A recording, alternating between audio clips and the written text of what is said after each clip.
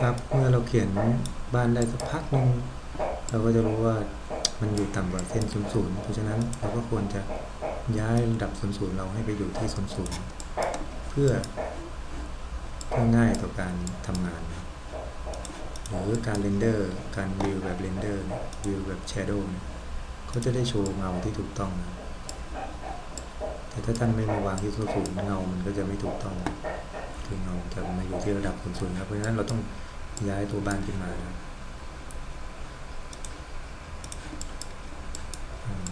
เมื่อ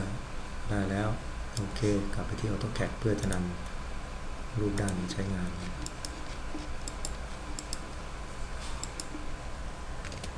ก็ทีละด้านแล้วกันนะครับผมใช้สั่ง W แล้วก็ Enter เลือกวัตถุที่ต้องการนำเข้านำออกนะเป็น SID size size view 1ตรงนี้เลือกไปรู้สึกว่าจะใช้งานไม่ได้เคยลองหลายรอบแล้วก็ลองดูให้เห็นเหมือนกันแล้วก็มา import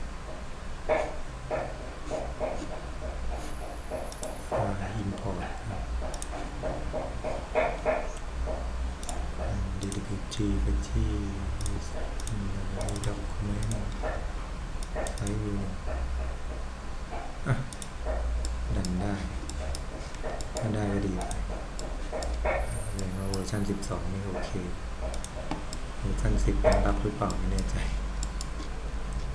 หลังจากนั้นก็ทำการโรเตทตัวเหมือนนี้เขาสร้างกรุ๊ปให้นะแล้วก็แนวนี้ถูกแล้วอย่างนี้โอเค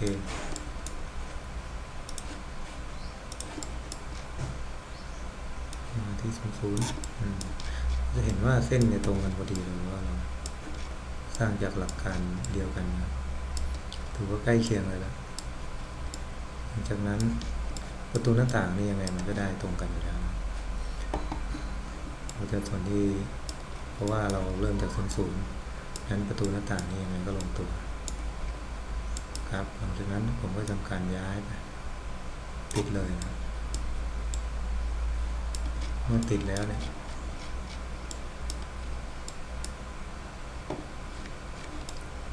ทำไมรูปด้านก็ดูล้นๆผมนำเข้าไฟล์รูปด้านมาผิดแน่เลยเรื่องยังไงผิดจริงๆเรามูฟผิดที่ครับแต่ไม่เป็นไรดูงงนะแล้วก็มูฟออกมาหน่อยจากนั้นก็ย้ายออกมาตามแกน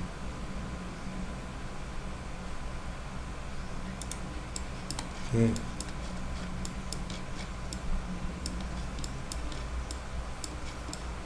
ครับง่ายๆในการเขียนเจ้าประตูหน้าต่างครับก็ง่ายๆเลยครับขีดเส้นไปครับตามเขาเนี่ย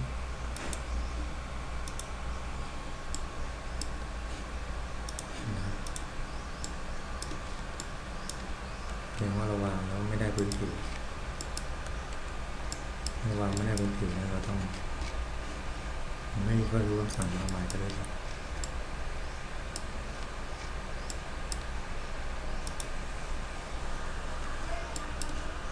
เลือกก่อนระหว่างไม่ได้พื้นผิว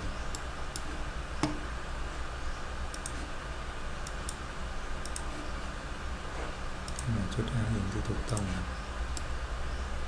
ก็จากการดูแล้วก็น่าจะเป็นจุดนี้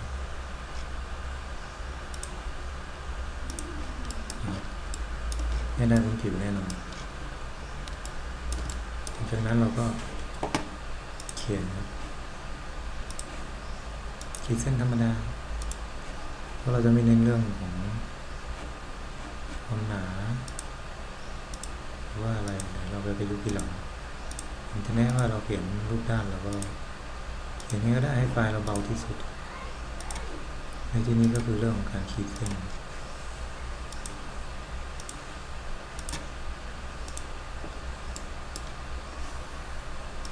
ครบแล้วก็ขีดไป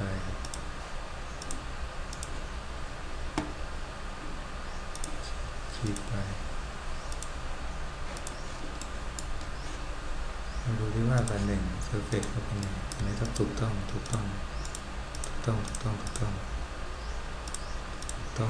อเคเราลองเทสีดูนะครับเทสีส่วนที่เป็นกระจกก็คือทานโซลูเซนต์คือเป็นกระจกเทสีเข้าไปให้เป็นกระจกคือเราจะเขียนง่ายๆครับรูปด้านนี่เราต้องการเป็นอะไรผมต้องการเป็นไม้บูดเราเลือกบูดก็เทสีบูดโอเคนะครับเป็นหน้าต่างแล้วเริ่มดูดีขึ้นมาแล้วไม่รู้นี้ใช้ไม่ได้เพราะว่าการเขียนเราทำด้านสถิตภาพจากนั้นเมื่อเรารู้วิธีเขียนแล้วเราก็มาถึงขั้นตอนการเขียนตัวอื่นๆ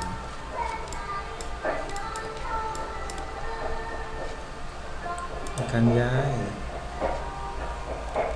ผิดนะต้องเลือกก่อน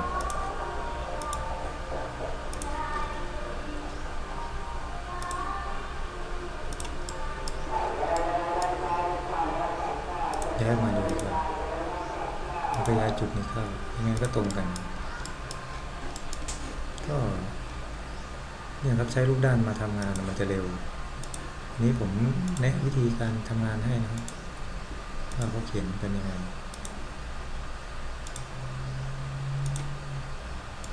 อาจจะขีดทับไปก็ได้ไม่มีปัญหาเขาจะคำนวณเส้นให้เราพอถึงนั้นก็ใช้สูตรเดิมครับเทสีtranslucent นี่เราได้ตัวหน้าต่างง่ายๆเลยเรานำเข้ารูปด้านเข้ามาตามที่ต้องใช้นะอันนี้ถ้าผมขอกลับไปที่ roof ว่าเหลือเวลาประมาณ7 นาทีผมจะกลับไปที่ roof นี่เป็นเลเยอร์ roof แล้วก็ทำการปิดเลเยอร์วอลเลยก่อนปิดเลเยอร์วอลโอเคผมจะทำงานที่รูฟผมจะขึ้นความหนาของตัวหลังคาโดยการเขียนเส้นขึ้นมาสัก5 เซนมัน0.05แล้วก็อย่าไปซีเรียสมันเพราะว่ามันจะต้องอะไรอย่างนั้นอย่างนี้เอียงตรงอะไรอย่างนี้มันคลิกเข้าไปเขียนมาใหม่แล้วกันได้เชื่อมกันคือเปอร์เซ็นต์นั้นจะไม่เชื่อมที่เดียวกัน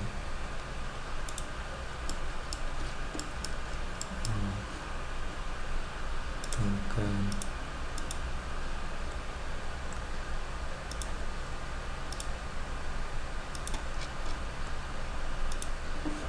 ดีกว่า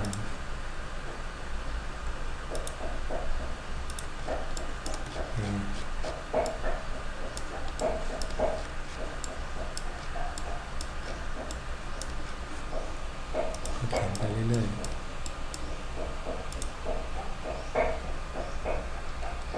0.05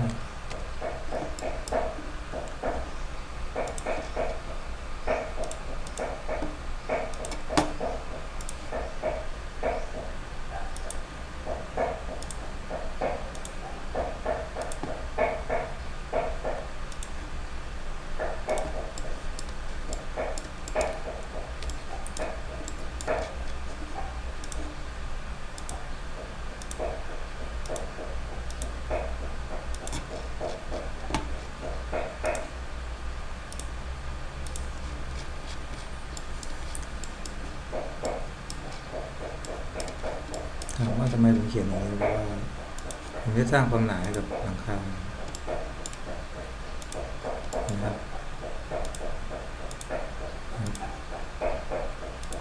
นะครับหลังคาในความหนา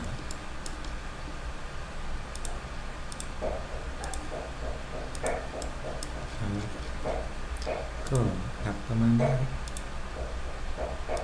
ส่วนมากเราจะใช้ copy นะครับเราอย่าไปอยู่ดีๆแล้วก็ไปดึงขึ้นมา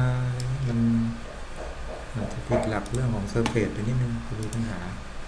ว่า surface ที่ได้เนี่ยอาจจะไม่ใช่ส่วนที่เป็นเรียกอะไรไม่ใช่ส่วนที่เป็น surface ที่แท้จริงของเขาอาจจะบิดเบี้ยว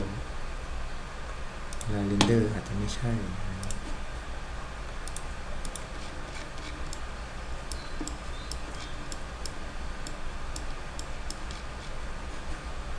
เลือกไป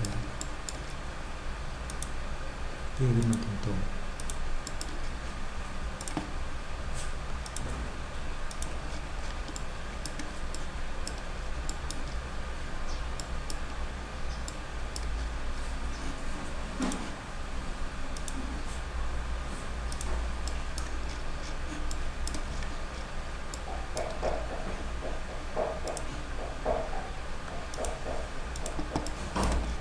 ไม่ได้แล้วก็เชื่อมเส้นก็จะได้ความหนาของหลังคา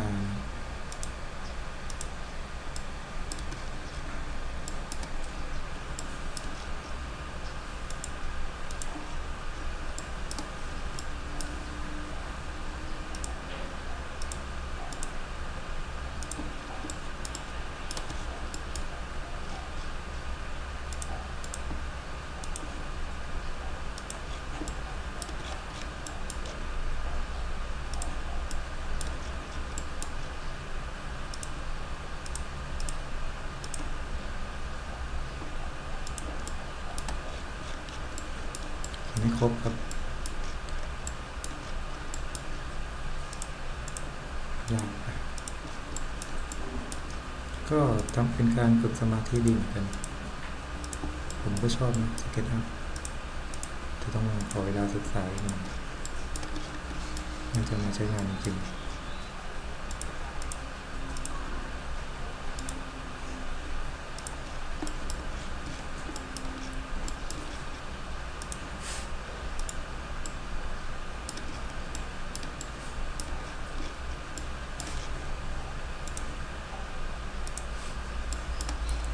ติดกันหมดแล้ว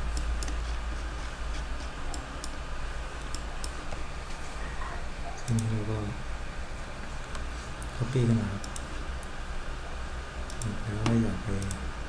เคลื่อนย้ายอะไรหรือว่าเขียนหัวประการนิดนึงปีนมาตรงๆเราสร้างแค่เส้นแรกเส้นต่อไปเราก็จะใช้วิธี copy นะ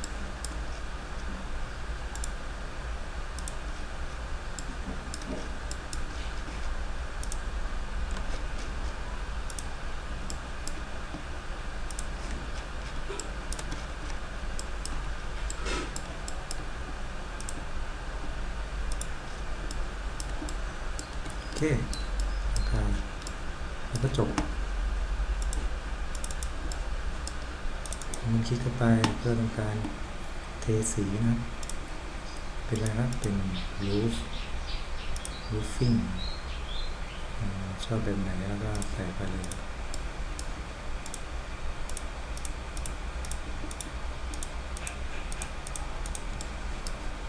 ส่วนตัวสันก็สันแล้วก็มาตามเก็บอีกทีนึงทีนี้ก็น่าจะถือว่าเป็นแนวให้ท่านได้ใช้งานทำงานกันได้แล้วนะ